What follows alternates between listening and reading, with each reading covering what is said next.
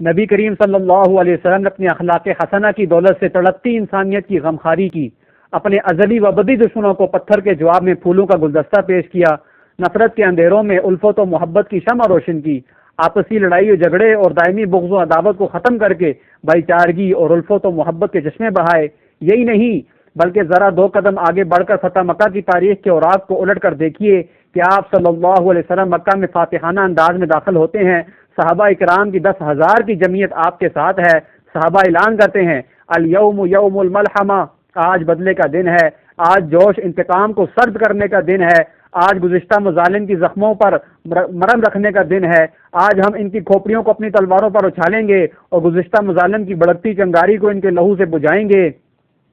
لیکن تاریخ شاہد ہے اور زمین و آسمان گواہی دیتی ہے کہ ایسا کچھ نہیں ہوا۔ رحمت نبوی جوش میں آئی اور زبان رسالت کی صدائیں لوگوں کے کانوں سے ٹکراتی ہوئے ہیں، لا تثریب علیکم اليوم واذهبوا انتم الطلقاء، کہ جاؤ تم سب آزاد ہو، تم لوگوں سے کسی قسم کا بدلہ نہیں لیا جائے گا۔ یہ تھے آپ کے اخلاق کریمانہ، یہ تھا آپ کے اخلاق حسنہ کا اعلیٰ نمونہ جس کی مثال سے دنیا قاصر ہے۔